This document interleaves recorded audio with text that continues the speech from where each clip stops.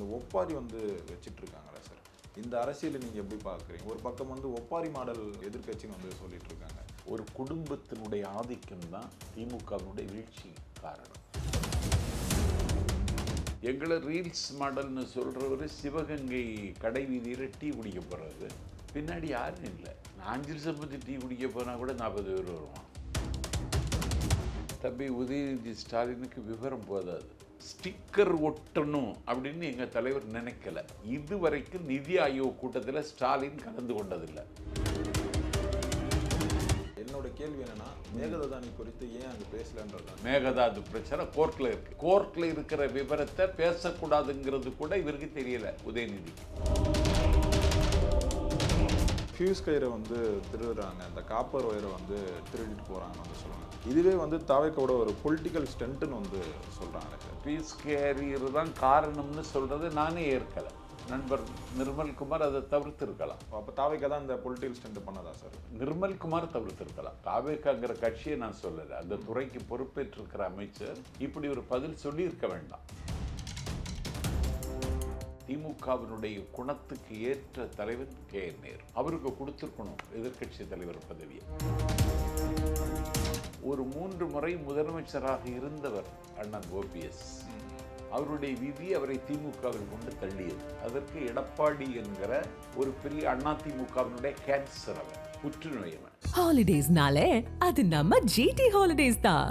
You know you are special when you're with GT Holidays. நிறைவான தருணங்கள் NAC ஜுவல்லர்ஸுடன். ஆச்சி மசாலா, எந்த சமையலும் ருசி தேடும் ரகசியம் 20 ரூபாய். மக்களே, அன்பு வணக்கம். இனி நம்ம சிறப்பு நேர்காணலில் நம்முடன் இருப்பவர் தமிழக வெற்றி கழகத்தின் கழக பரப்புரை செயலாளர் திரு நாஞ்சில் சம்பத் அவர்கள். சார் வணக்கம் சார். எப்பவுமே வந்து இந்த தமிழ்நாடு அரசியல் களமானது வந்து நாளுக்கு நாள் வந்து ரொம்பவே மோசமான ஒரு அரசியல் களமாக மாறிட்டு இருக்கு. இப்போ கடந்த ஆட்சியில் வந்து நாங்கள் வந்து திராவிட மாடல் ஆட்சின்னு வந்து பெருமையாக வந்து சொல்லிட்டு இருந்தாங்க. அப்புறம் இந்த $1 ட்ரில்லியன் ஆட்சி அப்படின்றத வந்து பெருமையாக சொல்லிட்டு இருந்தாங்க. ஆனால் இப்போது தாவேக்காவோட ஆட்சி வந்து நடந்துட்டு இருக்கு. எங்கே பார்த்தாலும் ஒரு சின்ன தெருவில் கூட ஒரு தெருமுனை கூட்டத்தை வந்து போட்டு இந்த ஒப்பாரி வந்து வச்சிட்டு இருக்காங்களே சார், இந்த அரசியலை நீங்கள் எப்படி பார்க்குறீங்க? ஒரு பக்கம் வந்து ஒப்பாரி மாடல் எதிர்க்கட்சின்னு வந்து சொல்லிட்டு இருக்காங்க. அண்ணன் ஸ்டாலின் குளத்தூர் தொகுதிக்கு நிறைய செய்திருக்கிறார். ஆனால் குளத்தூர் தொகுதியினுடைய சுகதுக்கத்தை தீர்மானித்தது சேகர்பாபு. திராவிட முன்னேற்றக் கழகம் அதனுடைய திட்டங்களையெல்லாம் நான் குறைத்து மதிப்பிடலை. அவர்களுடைய சாதனைகளை கூட நான் குறைத்து மதிப்பிடவில்லை. ஆனால் ஒரு குடும்பத்தினுடைய ஆதிக்கம் தான் திமுகவினுடைய வீழ்ச்சி காரணம். ஏன்னா இன்னைக்கு எதிர்க்கட்சி தலைவர் தம்பி உதயநிதி ஸ்டாலின் 1986 திண்டுக்கல் மாவட்டம் ஆத்தூரில் யூனியன் சேர்மன், ஒரு பெரிய குடும்பத்து பிள்ளை Periyasamy. 86 union chairman. Okay okay. 89 சட்டப்பேரவைக்கு வர்றார். 89 சட்டப்பேரவைக்கு வந்தவருக்கு அப்பொழுது அமைச்சர் பதவி கூட கொடுக்கல. அதற்கு பிறகு கலைஞர் ஆட்சியில் அவர் அமைச்சரானார். அண்ணன் ஸ்டாலின் ஆட்சியில் அமைச்சரானார். கட்சியினுடைய சீனியர் அவர் தான். அவருக்கு எதிர்கட்சி தலைவர் பதவியை கொடுத்துருக்கோம். திமுகவில் ஜனநாயகம் இருக்குமானார். இல்லாவிட்டால் முதன்மை செயலாளர் KN நேரு. இந்த விஜய் அலை வீசிய நிலையிலும் திருச்சியில் தன் தொகுதியில் வெற்றியை தக்க வைத்து மீண்டும் சட்டமன்றத்துக்குள் வந்திருக்கிறார். ஒரு தடாலடி அரசியல்வாதி. பசித்த தொண்டனினுடைய பார்த்தாலே அவருக்கு உதவுவார். தவித்த தொண்டர்களுக்கு தண்ணீராக இருப்பார். பசித்த தொண்டர்களுக்கு பால்சோறாக இருப்பார். கொஞ்சம் அடாவடி அரசியல் செய்தாலும் திமுகவினுடைய குணத்துக்கு ஏற்ற தலைவன் KN நேரு. அவருக்கு கொடுத்துருக்கணும் எதிர்கட்சி தலைவர் பதவியை. இப்போ கலைஞர் மகள் அவங்களுக்கே வந்து சட்டமன்றத்தில் வந்து ஒரு தொகுதி வந்து அவங்களுக்கே அந்த ஆசை இருந்துச்சு, கொடுத்துருக்கணும். இல்லைன்னா ஒரு 3 முறை முதலமைச்சராக இருந்தவர் அண்ணன் OPS. அவருடைய விதி அவரை திமுகவில் கொண்டு தள்ளியது. அதற்கு எடப்பாடி என்கிற ஒரு பெரிய அதிமுகவினுடைய கேன்சர், அவன் புற்றுநோய். அவன் சீரணித்து கொள்ள முடியாமல் அவங்க திமுகவில் வந்தாங்க. அண்ணன் ஸ்டாலின் அங்கீகரித்தார். அவர் நின்று வென்ற போடி நாயக்கன் ஒரு தொகுதியை கொடுத்து இன்றைக்கு அவர் வெற்றி பெற்று விட்டார்.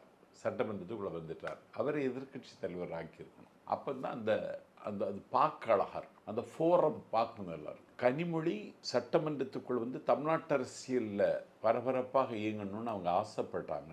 அதை இந்த குடும்பமே தடுத்து நிறுத்தி விட்டது. இல்லை சார், ஆனால் இப்போ களம் வந்து இந்த ஜென்சி கிட்ஸு அப்படி இருக்கும் போது வந்து ஒரு யங்ஸ்டராக வந்து நிறுத்துறது தானே சார் சரியாக இருக்கும். இப்போ அதுக்கு கரெக்டான வந்து உதயநிதி ஸ்டாலின் தானே சார் இருக்கும். அவர் உதயசூரியனே பார்க்காதவராச்சு.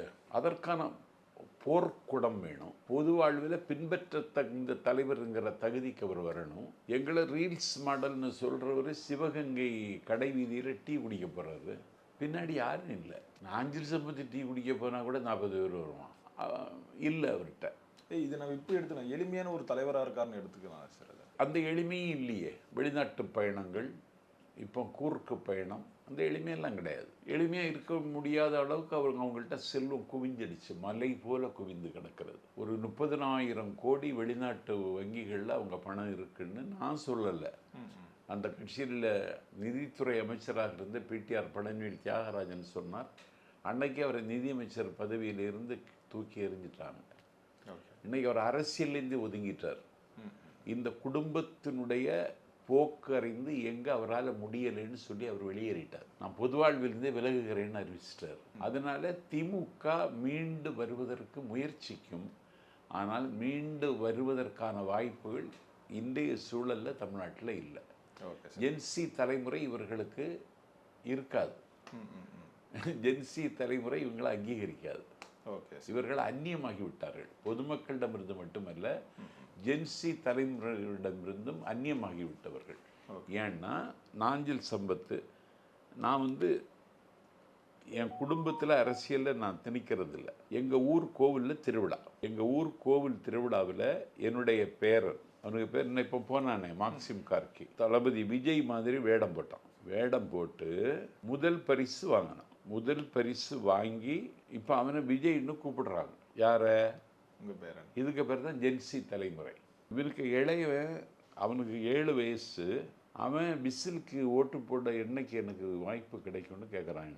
அடுத்த தலைமுறைக்கும் அடுத்த தலைமுறையை இன்றைக்கு ஆக்கிரமித்திருக்கிற தலைவர் விஜய். இப்போ எலெக்ஷனுக்கு முன்னாடி விஜய் அவர்கள் தமிழ்நாடு அரசு ஏதோ அந்த பாதாள குழியில் இருக்கிற மாதிரியும் கடனில் தத்தளிக்கிற மாதிரியும் பேசிட்டு, இப்போ இந்த நிதி ஆயோக் கூட்டத்தில் போயிட்டு தமிழ்நாடு அரசோட இந்த பெருமையை பேசிகிட்டு இருக்காரு. இந்தியாவிலே 2வது ஒரு பெரிய மாநிலம் இந்த பொருளாதாரத்தில் இருக்குன்னா அது தமிழ்நாடுன்னு சொல்லியிருக்காரு.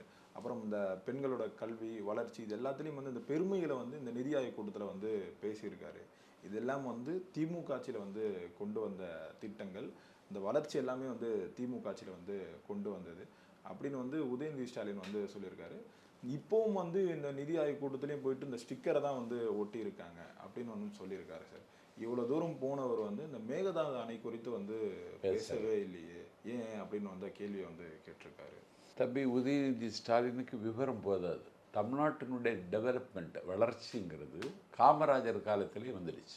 அதற்கு முன்னால் ராஜகோபாலாச்சாரி முதலமைச்சராக இருந்த பொழுது குலக்கல்வி திட்டத்தை கொண்டு தமிழ்நாட்டில் இந்தியை திணிக்க முயற்சித்த பொழுது தான் தமிழ்நாட்டில் போர் வெடித்தது. பள்ளிகளை அவர் மூடினார் ராஜாஜி. 6000 பள்ளிகளை திறந்தார் காமராஜர். இந்த மதிய உணவு திட்டத்தை கொண்டு வந்தவர் காமராஜர். தமிழ்நாட்டில் இருக்கிற புகழ்பெற்ற அணைக்கட்டுகளை எல்லாம் கட்டியவர் காமராஜர். அதனால் டெவலப்மெண்ட்டு, வளர்ச்சி என்கிற திசைக்கு தமிழ்நாட்டை 9 ஆண்டு காலம் பரிபாலனம் செய்த காமராஜர் தான் கொண்டு வந்தார். காமராஜர் ஆட்சி முடிந்து அண்ணா ஆட்சி மலர்கிற பொழுது சுயமரியாதை திருமணம் செய்து கொள்வர்களுக்கும் சட்டப்படி அங்கீகாரம், தாய் தமிழகத்திற்கு தமிழ்நாடு என்கிற பெயர் என்று அண்ணா கொண்டு வந்தார். அதற்கு பிறகு கலைஞர் ஆட்சிக்கு நல்வாழ்வு திட்டங்களை எல்லாம் தொடங்கினார். எம்ஜிஆர் தொடங்கினார். ஜெயலலிதா உச்சத்துக்கு போனாங்க. இதெல்லாம் திமுகவில் 5 ஆண்டு கால ஸ்டாலின் ஆட்சியில் இல்லை. இது காமராஜர் காலத்திலிருந்து வளர்ந்து வருகிறது தமிழ்நாடு. நீங்கள் ஒரிசாவில் போய் பார்த்தா தெரியும், பீகாரில் போய் பார்த்தா தெரியும். வளர்ச்சிக்கு அடையாளம் இந்தியாவிலேயே தமிழ்நாடு தான் அடையாளம். குஜராத்தில் கூட அது மாஃபியாக்களுடைய ஆட்சி அங்கே நடக்கிறது. வைர மாஃபியாக்கள் அங்கே பணம் குவிஞ்சிருக்குன்னா அங்கே வைர மாஃபியாக்களினுடைய ஊர் அது.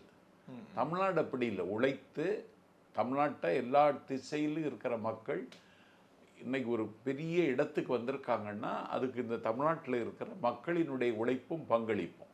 இதில் திமுக ஆட்சிக்குன்னு சொல்லி உரிமை கொண்டாடுவதற்கு தகுதி இல்லை என்பதை உதயநிதி தயவு செய்து புரிந்து கொள்ள வேண்டும். 2வது, ஸ்டிக்கர் ஒட்டணும் அப்படின்னு எங்கள் தலைவர் நினைக்கல. இதுவரைக்கும் நிதி ஆயோக் கூட்டத்தில் ஸ்டாலின் கலந்து கொண்டதில்லை. அது தெரியுமா உங்களுக்கு? 5 ஆண்டு காலம் அவர் முதலமைச்சராக இருந்த பொழுது 4 ஆண்டு காலம் நிதி ஆயோக் கூட்டத்தில் கலந்து கொள்ளவே இல்லை. எங்கள் முதலமைச்சர் தளபதி நிதி ஆயோக் கூட்டத்துக்கு போகிறார், நாடாளும் பிரதமரை சந்திக்கிறார். நிதி ஆயோக் கூட்டத்தில் அவர் பேசிய பேச்சு இந்தியா முழுவதும் இன்றைக்கு எதிரொலித்துக் கொண்டிருக்கிறது. என்னோட கேள்வி என்னன்னா, மேகதாது குறித்து ஏன் அங்க பேசலன்றதுதான். கேளுங்க, அவர் பேசுகிற அதுக்கு அடுத்த நாள் தான் அது கோர்ட்டில் இருக்குது. மேகதாது பிரச்சனை கோர்ட்டில் இருக்குது. கோர்ட்டில் இருக்கிற விவரத்தை பேசக்கூடாதுங்கிறது கூட இவருக்கு தெரியல உதயநிதிக்கு. அதனால தான் எங்கள் தலைவர் பேசலை. உச்ச நீதிமன்றத்தில் வழக்கு இருக்கும் பொழுது அதை பேசலை. எங்கள் தலைவர் பேசி இங்கே வந்ததற்கு பிறகுதான் கர்நாடக முதலமைச்சர் DK சிவகுமார் மத்திய நீர்ப்பாசனத்துறை அமைச்சரை சந்தித்து உடனே அனுமதி தாருங்கள்னு கேட்கிறார். இப்போ உச்ச நீதிமன்றம் தமிழக அரசினுடைய மனுவை தள்ளுபடி செய்து விட்டது. மேகதாது பிரச்சனை இனிமேல் தான் பேசணும். அதற்கு தமிழக அரசு என்ன செய்யும் என்பதை 2 நாளில் தெரிஞ்சிட போகுது. ஓகே, கேட்டிங்களா? நீங்கள் மேகதாது பிரச்சனை எப்படி அணுகுனீங்களோ அதைவிட தீவிரமாக தாவேக அரசு அணுகும். அந்த டெல்லி வரைக்கும் போயிட்டு உறவு கொண்டாடிட்டு இப்போ தன்னுடைய சொந்த வேலைக்காக பெங்களூர் போயிட்டு வந்தவர் வந்து அங்கேருந்து இந்த காவிரி நீரை வந்து கொண்டு வருவாரா, இல்லை விவசாயியோட வயிற்றுல வந்து அடிப்பாரான்னு சொல்லிட்டு ஸ்டாலின் அவர்களை வந்து கேட்குறாரு சார். இந்த விஷயத்தை நீங்கள் எப்படி பார்க்குறீங்க? ஏன்னா இப்போ இந்த மேட்டூர் அணை வந்து இந்நேரம் வந்து திறந்து ஜூன் 12 திறக்கணும். திறக்கணுமானா மேட்டூர் டேமுக்கு தண்ணி வரணும். தண்ணி வரல. 61 முறை இதுவரைக்கும் ஜூன் 12 திறக்க முடியாமல் போயிருக்கு. 61 முறை. இது 62வது முறை. இப்போ நாங்கள் புதுசாக ஆட்சிக்கு வந்திருக்கோம். 1 மாதம் ஆகலை. தண்ணி வரல. தண்ணி வராததுனால திறக்க முடியலை. இப்போ தண்ணி வரல ஒரு பக்கம் தான், தண்ணீர் யார் கேட்டு வாங்கணும்? இல்லை, தண்ணி வராததுனால நம்ம திறக்க முடியலை 12ஆம் தேதி. இப்பொழுது கபினி அணைக்கு தண்ணீர் வந்து கொண்டிருக்கிறது இன்னைக்குள்ள செய்தி. திறப்பதற்கான வாய்ப்பு வந்துடும். ஆனாலும் குறுவை சாகுபடி பாதிக்க கூடாது என்று சொல்லி முதலமைச்சர் இந்த பரபரப்பான சூழலில் நிதியை ஒதுக்கீடு செய்துட்டார். மார்க்சிய கம்யூனிஸ்ட் கட்சி, இந்திய கம்யூனிஸ்ட் கட்சி, விவசாய சங்கங்கள் எங்கள் ஆட்சியை இன்றைக்கு பாராட்டுகின்றன. குறுவை சாகுபடி பாதிக்கப்படக்கூடாது என்கிற கவலையும் கரிசனமும் தாவேக அரசிற்கு, தமிழ்நாட்டின் முதலமைச்சர் தளபதி விஜய்க்கு இருக்கிறது. இன்றைக்கு அவருக்கு பாராட்டு குவிந்து கொண்டிருக்கிறது. திட்டமிட்டு காவிரி தண்ணீரை கொண்டு வருவதற்கு நாங்கள் எந்த முயற்சியும் எடுக்கவில்லை என்று தாவேக அரசின் மீது திமுக இன்றைக்கு பழி போடுகிறது. ஒரு தமிழ்நாட்டுக்கு உரிமையான நீரை தருவதற்கு கர்நாடகம் கட்டுப்பட்டாக வேண்டும். காவிரி நதிநீர் ஆணையம் ஒழுங்காற்று குழுவினுடைய விதியை கர்நாடகம் மதித்து தீர வேண்டும். இதில் திமுகவோ தாவேகாவோ தலையிட வேண்டிய தேவையில்லை. தண்ணியை தந்தாகணும். அதனால அந்த தண்ணீரை தருவதற்கு அவங்கள்ட்ட இல்லை. இப்போதுதான் கபினி அணைக்கு தண்ணி வந்து கொண்டிருக்கிறது. இந்த நிலைமை 2 நாளில் சரியாகிடும். ஜூன் 12 திறக்கணும்னா இன்னும் 1 நாள் திறந்து குறுவை சாகுபடியை வெற்றிகரமாக நடத்துவதற்கு தமிழ்நாடு அரசு எல்லா வகையிலும் கடமையாற்றும். அதனுடைய தொடக்கம்தான் குறுவை சாகுபடிக்கு நிதி உதவி என்று சொல்லி எங்கள் தலைவர் அறிவித்திருப்பது. Okay sir. இப்போ அதே மாதிரி இந்த ஆளே இல்லாத கடையில் வந்து டீ ஆற்றுவாங்களே, அந்த மாதிரி வந்து தண்ணியே இல்லாத இடத்துல வந்து இந்த குறுவை சாகுபடிக்கான அந்த சிறப்பு தொகுப்பு வந்து ஒதுக்கி இருக்காது. இப்போவும் வந்து ரீல்ஸ் போட்டு தான் வந்து ஆட்சி இல்லை, தண்ணியே இல்லாத இடத்துல தான் குறுவை சாகுபடிக்கு நிலத்தடி நீர் தம்பி. நிலத்தடி நீரை பம்பு செட்டு மூலம் கொண்டு இருக்கிறா இந்த நிதி உதவி. இது கூட புரியலையா ஸ்டாலினுக்கு? இப்போ அதே மாதிரி தாவேக ஆட்சியில் வந்து இந்த தொடர் மின்வெட்டு வந்து நடந்துகிட்டே இருக்குது. இப்போ கம்யூனிஸ்ட் கட்சி தோழர் சொன்னது என்னன்னா, இந்த அளவுக்கு மோசமாக போகும்னு நம்ம எதிர்பார்க்கல. இப்போ கரண்ட்டு வந்தால் கொஞ்ச நேரம் தான் வருது, இதுவே கரண்ட்டு போனால் ரொம்ப நேரம் வந்து போகுதுன்னு வந்து சொல்கிறாரு சண்முகம் அவர்கள். இல்லை, எனக்கு இதில் ரொம்ப கவலைன்னா உங்களை மாதிரி ஆட்களை என்னால் எதிர்கொள்ள முடியலை. கட்சியினுடைய கேம்பெயின் செக்ரட்டரிங்கிற பொறுப்பில் இருக்கிறேன்னா ஓடி ஒளிய விரும்பலை. சமாதானமான ஒரு பதிலை உங்களுக்கு நான் தர முடியலை. ஒரு சம்பந்தப்பட்ட துறை அமைச்சர், நான் பெரிதும் மதிக்கிற என்னுடைய நல்ல நண்பர் நிர்மல்குமார், அவர் வந்து ஃபீஸ் கேரியரை பிடுங்கிட்டு போயிட்டாங்கன்னு சொல்கிற பதில் பொதுமக்களுக்கு எரிச்சலைத்தான் தரும். ஆவடியில் ஃபீஸ் கேரியர் பிடுங்கன்னா அம்பத்தூரில் எப்படி மின்கட்டாகும்? இது ஒரு கேள்வி இருக்கு. இனி ஒன்று, அந்த துறையை நிர்வகிக்கிற டாக்டர் ராதாகிருஷ்ணன் IAS மிக தேர்ந்த அதிகாரி. அம்மா முதலமைச்சராக இருந்த காலத்தில் ஆழிப்பேரலை, முத்துக்களின் பள்ளத்தாக்காக இருந்த கடல் முதுமக்களின் தாழியாக மாறிய காலகட்டம். தமிழ்நாட்டினுடைய கடற்கரை ஓரங்களில் கண்ணீரும் கம்பலையுமாக மக்கள் வீதிக்கு வந்த காலம். கடற்கரையில் கட்டப்பட்ட கட்டிடங்களை, நின்ற கார்களை கடல் விழுங்கி ஏப்பமிட்ட நேரம். அந்த நேரத்தில் நாகப்பட்டினத்தில் ஆட்சித்தலைவராக இருந்த இதே ராதாகிருஷ்ணன் அந்த கோரமான அந்த ஆழிப்பேரலை என்கிற அந்த அசுர தாக்குதலை துணிச்சலாக எதிர்கொண்டு மக்களை காப்பாற்றிய மகோன்னதமான அதிகாரி டாக்டர் ராதாகிருஷ்ணன். ஓகே. அது மாதிரி கொரோனா என்கிற கொள்ளை நோய் நம்முடைய உயிரை காவுகிட்ட காலத்தில் சுகாதாரத்துறைக்கு பொறுப்பேற்று அதையும் சரியாக கையாண்டவர் டாக்டர் ராதாகிருஷ்ணன். இன்றைக்கு அவர் மின் பகிர்மானத்தில் தான் பிரச்சனை என்று ஒரு பதிலை சொல்லியிருக்கிறார். அதை பற்றி சரியாக எனக்கு சொல்ல முடியலை. அப்போ இந்த மின் பகிர்மான பிரச்சனையை எப்படி தீர்ப்பது, எப்போது தீர்ப்பது என்பது அவருக்கு தான் வெளிச்சம். அதனால் முதலமைச்சருடைய கவனத்திற்கு போயிருக்கும் என்று நம்புகிறேன். இந்த மின்வெட்டு என்கிற இந்த பிரச்சனைக்கு ஓரிரு நாளில் இந்த அரசு தீர்வு காணும். 2 நாள் பொறுத்து எங்கிட்ட கேளுங்க. Okay sir. இது அதே மாதிரி இந்த ஃபியூஸ் கயிறை வந்து திருடுறாங்க, இந்த காப்பர் ஒயரை வந்து திருடிட்டு போகிறாங்கன்னு வந்து சொல்லுவாங்க. இதுவே வந்து தாவேக்கோட ஒரு பொலிட்டிக்கல் ஸ்டண்ட்டுன்னு வந்து சொல்கிறாங்களே சார். இவங்களே வந்து இந்த கரண்ட்டை வந்து கட் ஆகுது சார், இதை எப்படியாவது நம்ம மடைமாற்றம் பண்ணுறதுக்காக இந்த மாதிரியான ஒரு ஸ்டண்ட் வந்து பண்ணுறதா கேள்விப்படுறோம் சார். அது இல்லை அந்த பீஸ் கேரியர் தான் காரணம்னு சொல்கிறது நானே ஏற்கலை. நண்பர் நிர்மல்குமார் அதை தவிர்த்திருக்கலாம். அப்போ தாவேக்கா தான் இந்த பொலிட்டிக்கல் ஸ்டண்ட் பண்ணதா சார்? நிர்மல்குமார் தவிர்த்திருக்கலாம். தாவேக்காங்கிற கட்சியை நான் சொல்லலை. அந்த துறைக்கு பொறுப்பேற்றிருக்கிற அமைச்சர் இப்படி ஒரு பதில் சொல்லியிருக்க வேண்டாம். பிரச்சனை நாங்கள் என் கவனத்துக்கு இருக்குது, 2 நாளில் சரி செய்வோம், என்னென்னு உங்களுக்கு கொண்ட சொல்கிறேன்னு அவர் சொல்லியிருக்கணும். அனுபவமின்மை ஒரு காரணம் தான். அதனால் இந்த பிரச்சனையை தீர்த்து விடுவார் முதலமைச்சர். இப்போ இதெல்லாம் ஒரு பக்கம் இருந்தாலும் எலெக்ஷனுக்கு முன்னாடி வந்து விஜய் அவர்கள் சொன்னது என்ன, இந்த பெண்களுக்கு வந்து தமிழ்நாட்டில் வந்து பாதுகாப்பு இல்லை அப்படின்லாம் சொல்லிட்டு அதுக்காக தான் இப்போ ஆட்சிக்கு வந்த முன்னே இந்த சிங்கப்பெண் அதிரடி படையை வந்து கொண்டு வந்திருக்காரு. ஆனால் தாவேக்கால இருக்க ஆட்களே வந்து பெண்களுக்கு வந்து இந்த பாலியல் துன்புறுத்தலை வந்து கொடுக்குறாங்க, அதுவும் வீடு புகுந்து வந்து இந்த பாலியல் துன்புறுத்தலை வந்து கொடுக்குறாங்கன்னு வந்து செய்திகள் வருது. ஏன் அதில் வந்து எந்த ஒரு நடவடிக்கையும் எடுக்காமல் முதல்வர் விஜய் அவர்கள் வந்து அமைதியாக இருக்கார்? அமைதியாக இருக்கலை. திமுக ஆட்சி காலத்தில் பொறுப்பு டிஜிபி தன்னுடைய அதிகாரத்தை நிலைநிறுத்த முடியாது. அவர் வந்து சித்தரஞ்சன் தாஸ் வீட்டில் அவர்கள் கட்டளைக்கு பணிகிற ஒரு அதிகாரியாகத்தான் இருக்க முடிந்தது. இன்னைக்கு எங்கள் தலைவர் மகேஷ் அகர்வாலை தமிழ்நாட்டினுடைய டிஜிபியாக நியமிச்சாச்சு. நீங்கள் அதை சரியாக கவனிக்கலைங்கிறது எனக்கு ஒரு கவலை. 2வது இதை உங்களை மாதிரி ஊடகங்களும் அச்சு ஊடகங்களும் இதை வெளிப்படுத்தவும் செய்யலை. என்னென்னா மகேஷ் அகர்வால் டிஜிபியாக பொறுப்பேற்றதற்கு பிறகு காவல்துறை ரோந்துன்னு ஒரு ரோந்தை அறிமுகம் பண்ணியிருக்காரு. நீங்கள் 5 மணிக்கு KK நகரில் இழந்த காவல்துறை ரோந்து வருகிறது. ஒரு அச்சமூட்டுகிற நடவடிக்கை, அச்சப்பட வேண்டிய அளவுக்கு ஒரு சூழலை காவல்துறை தமிழ்நாடு முழுவதும், சென்னையில் மட்டும் இல்லை, எல்லா இடத்துலையும் காவல்துறை ரோந்து நடைபெறுகிறது. அந்த செய்தியை எந்த ஊடகங்களும் அச்சு ஊடகங்களும் வெளிப்படுத்தலை. மகேஷ் அகர்வால் பொறுப்பேற்றதற்கு பிறகு தளபதி முதலமைச்சர் அவர்களுடைய உத்தரவின் பேரில் இதை இன்னைக்கு நடைமுறைப்படுத்தியாச்சு. சிங்கப்பெண் அதிரடிப்படை தொடங்கியாச்சு. சிங்கப்பெண் அதிரடிப்படை தொடங்கியதற்கு பிறகு ஒரு கண்காணிப்பும் அந்த பெண்களை அச்சத்தில் இருந்து விடுவிப்பதற்கான நடவடிக்கைகளை சிங்கப்பெண் அதிரடிப்படை தொடர்ந்து இன்னைக்கு அவங்க வேகமாக இயங்கி கொண்டிருக்கிறார். 24 மணி நேரமும் அந்த கண்காணிப்பு இயங்கி கொண்டிருக்கிறது. சில தாவேக்கா நிர்வாகிகள் இதில் சம்பந்தப்பட்டிருக்காங்கன்னு சொல்லுங்கள். இதற்கு தாவேக்காங்கிற கட்சி பொறுப்பேற்க முடியாது.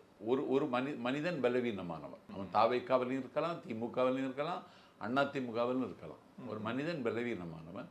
அவனுடைய காம இச்சையை வெளிப்படுத்துவதற்கு இது போன்ற ஈனச்செயலில் ஈடுபட்டால் அவனையும் கட்சி விட்டு நீக்கி அவனையும் கைது செய்து தன்னுடைய கட்சிக்காரன் என்று அவனை பாதுகாப்பதற்கு தாவேக்கா அரசு எந்த முயற்சி எடுக்கிறதோ அதை கட்சி விட்டு நீக்கி அவன் மீது காவல்துறை இன்றைக்கி கைது செய்திருக்கிறது. Okay sir. இல்லை சார், இப்போ இந்த அளவுக்கு அந்த தைரியம் வந்து எங்கேருந்து வருது? ஒரு பெண் வந்து வீட்டில் இருக்காங்க, அதுவும் கணவர் இல்லைன்னு சொல்லிட்டு வீடு புகுந்து வந்து இந்த பாலியல் துன்புறுத்தல், அது பெரிய குற்றம். அது பெரிய குற்றம். நடவடிக்கை எடுத்தாச்சு. Okay sir. அது பெரிய குற்றம், அதை மன்னிக்கவே முடியாத குற்றம். இல்லை, இப்போ நம்ம அப்படி இருக்கும்போது வந்து தூய சக்தின்னு வந்து தாவேக்கா வந்து சொல்ல முடியாது. இல்லை, அவங்களும் மற்றொரு தீய சக்தி அப்படின்னு தான் நம்ம எடுத்துக்க முடியும். தீய சக்தின்னு சொன்னதுக்கு நிறைய காரணம் இருக்குது. நிறைய காரணம்னா 1 மெகாவாட் காற்றாலை மின்சாரத்தை உற்பத்தி செய்வதற்கு 35 லட்சம் லஞ்சம் கேட்டார்கள். தமிழ்நாடு முழுவதும் நிர்வாகம் எல்லா துறைகளிலும் தேங்கி கிடந்தது. இன்னைக்கு பொதுப்பணித்துறை அமைச்சர் ஆதவ் அர்ஜுனா தமிழ்நாடு முழுவதும் இருக்கிற ஒப்பந்தக்காரர்கள் கூட்டத்தை கூட்டுகிறார். 5 ஆண்டு காலத்தை நீங்கள் எதிர்பார்த்திருக்க முடியாது.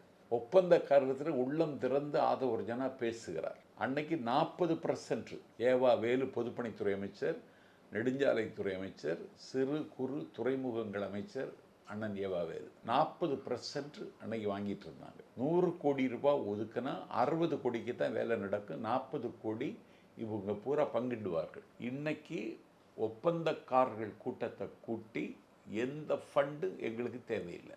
சாலை தரமானதாக இருக்க வேண்டும். இந்தியாவினுடைய சாலை போக்குவரத்து துறை அமைச்சர் நிதின் கட்கரி இன்றைக்கு என்னை தொடர்பு கொண்டார்.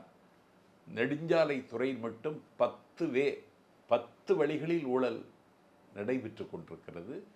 இதை தடுத்து நிறுத்துங்கள். தடுத்து நிறுத்தினால் 2 லட்சம் கோடி நெடுஞ்சாலை துறைக்கு மட்டும் தமிழ்நாட்டுக்கு ஒதுக்குகிறேன் என்று நிதின் கட்கரி சொன்னார்னு சொல்லி ஆதவ் அர்ஜுனா சொல்லுகிறார். இதை நீங்கள் கடந்த ஆட்சி காலத்தில் பார்க்க முடியாது. ஒரு 100 ரூபாய்க்கு ஒரு திட்டத்துக்கு ஒதுக்கினா 40 ரூபாயை கொள்ளையடிக்கிற கூட்டம் அன்னைக்கு அங்கே இருந்துச்சு. இன்னைக்கு அதெல்லாம் இல்லை. அது மாதிரி பள்ளிக்கல்வித்துறைக்கு நண்பர் ராஜமோகன் பொறுப்பேற்றதற்கு பிறகு இந்த பள்ளிகளை ரினியூவல் செய்வதற்கு பல லட்சம் கப்பம் கட்ட வேண்டியது இருந்தது. இன்னைக்கு அது இல்லை என்று எங்கள் அரசு அறிவித்து நடைமுறைப்படுத்தி கொண்டிருக்கிறது. அதனால அது தீய சக்தி, இது தூய சக்தி என்பதற்கு இதெல்லாம் உதாரணம். Okay sir. Holidays-nale, adu namma GT Holidays da. You know you are special when you're with GT Holidays. நிறைவான தருணங்கள் என்ஏசி ஜுவல்லர்ஸுடன். ஆச்சி மசாலா. எந்த சமையலும் ருசி தேடும் ரகசியம் 20 ரூபாய்.